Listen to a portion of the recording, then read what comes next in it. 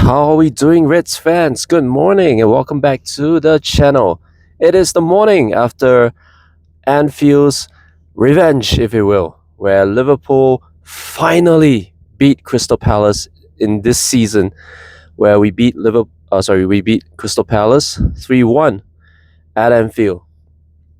Goals from Alexander Isak and Andrew Robertson gave us a 2-0 lead at halftime. Um, Munoz from Crystal Palace, with poor sportsmanship, if you ask me, got one back.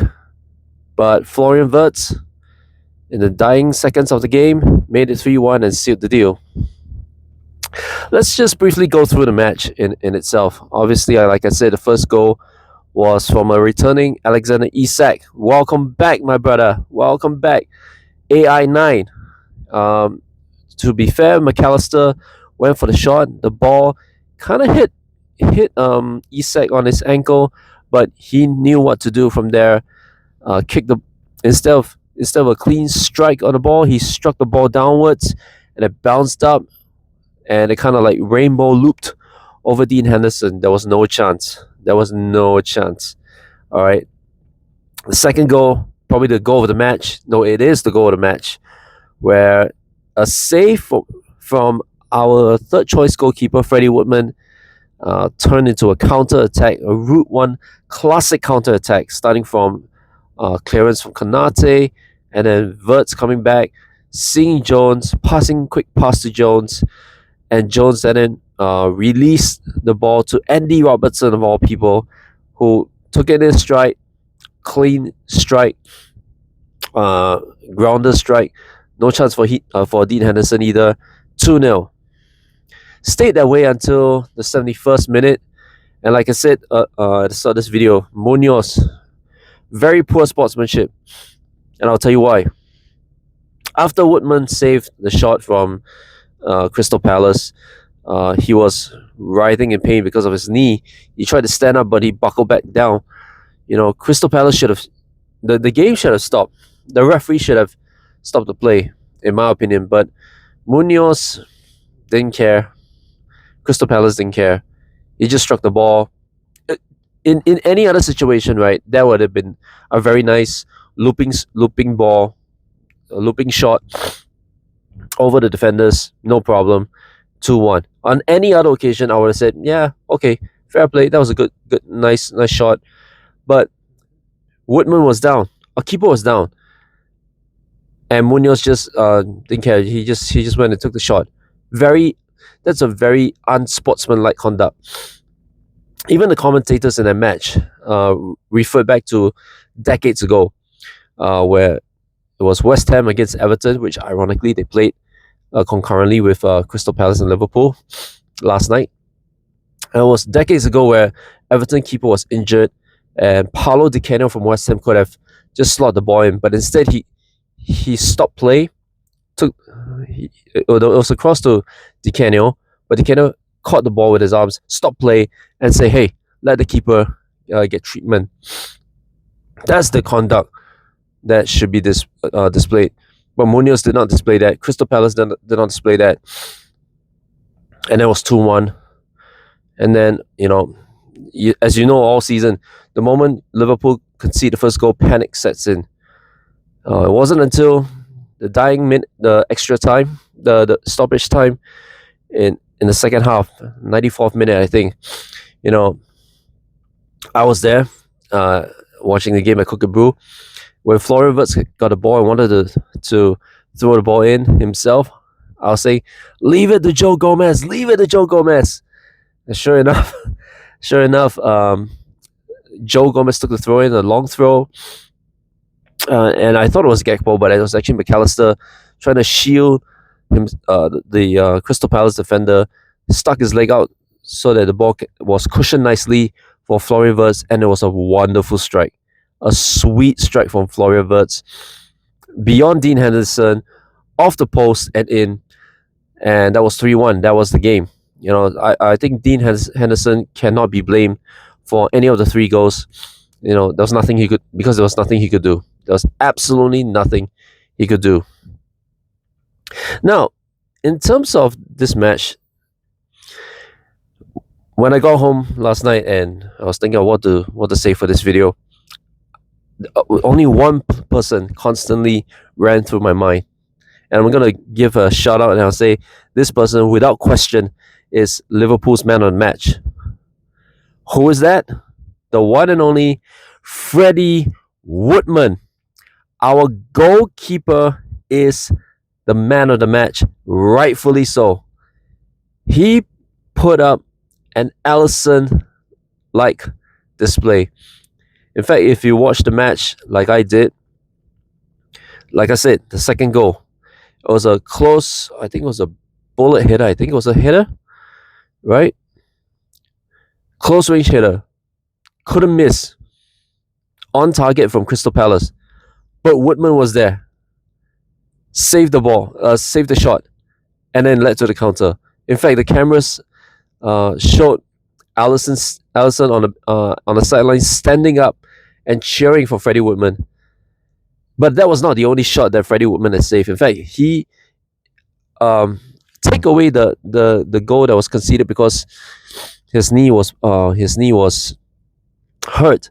But take away that, Woodman made about I think I count about five, at least five on target saves from Crystal Palace.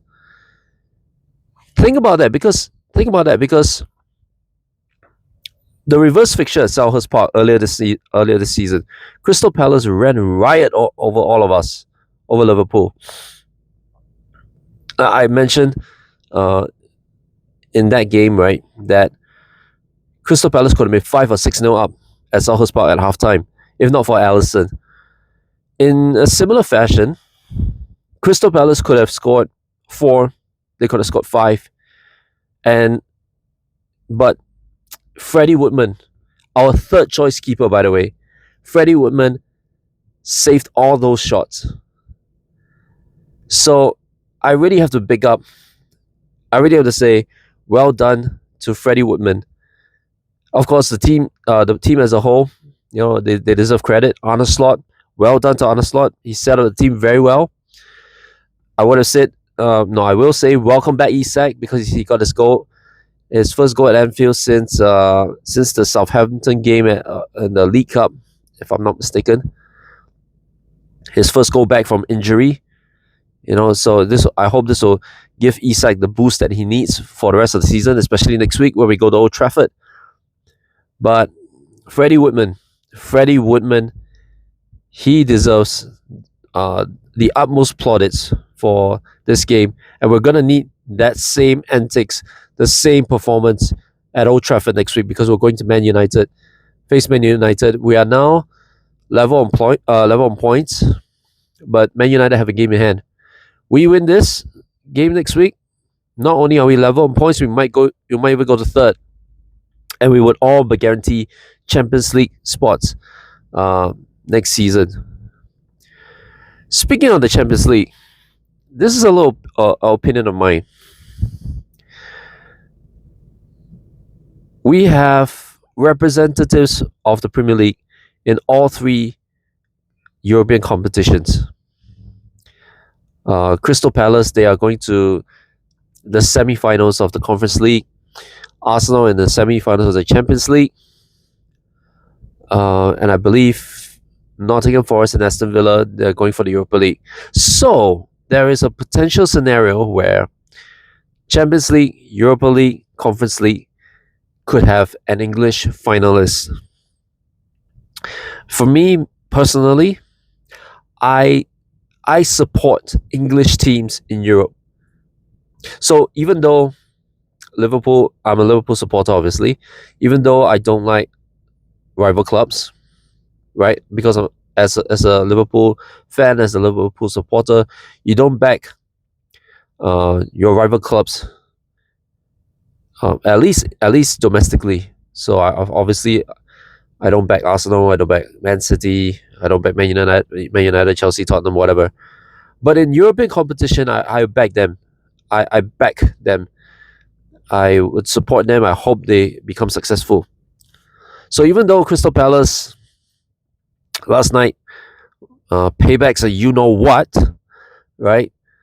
every goal, 3 goals. Don't forget, three. We lost 3 times to them this season. So 3 goals to 1, 3 goals. Those goals, every goal was for every loss that we had against them this season. But I wish them the best in the Conference League. I hope they do actually win the Conference League. This will bring back-to-back success to them, and their first European trophy. They won their first ever major trophy last season when they won the FA Cup. So I hope they win the Conference League. Even though in the Premier League, well, last night, payback. See you, Crystal Palace wouldn't want to be here, but I hope they do go all the way in the Conference League. Same thing for Aston Villa and Nottingham Forest. They are in the Europa League. I believe they're in the semi-finals. I hope one of them wins the Europa League final. As for Arsenal, well, they are searching for their first Champions League ever. So I'll back them. I'll back them in terms of European competition. Like I said, if they do make it to the final, if they go past Real Madrid, it's their first Champions League final in 20 years. I remember 20 years ago when they faced Barcelona, I actually supported them. I hope they won. I hope they beat Barcelona. But in the end, that was not the case. Barcelona won 2-1. It was a shame that Jens Lehmann was sent off, but it is what it is. So, they're going to have tough competition in the final if they do reach it. But, I would love to see them in the final again. Now, in other news, Spurs and West Ham a relegation battle, but finally Spurs got a win under De Zerbi, beating Wolves 1-0. West Ham and Everton, last-minute drama. West Ham win 2-1. And the Premier League title is officially a two-horse race because Arsenal beat Newcastle 1-0. So there's no way that third place onwards could catch up to the front two. Point system mathematically is impossible. So that's the news from last night's action. We are going to go to Old Trafford, like I said, next week. Again, a week's rest. We're going to go to Old Trafford to face Man United. And this time, we definitely need not just revenge. Not only do we want to beat Man United in their own grounds like they did to us this season, but we want to secure Champions League spots. Because the monetary benefits that come with it, it's very, very important. So that's for next week. But for now, we enjoy the win last night. It's a good win. It's a very important win. It's a crucial win. 3 straight league wins. So we want to create that run all the way to there. There's only 4 games left.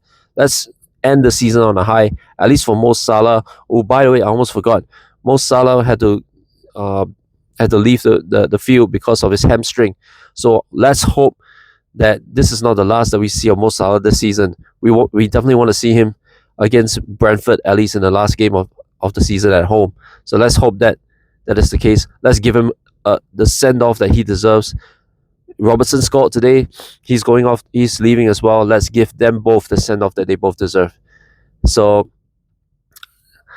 as always, like, comment, share, subscribe. I'll see you guys next week. I'll see you guys in the next video.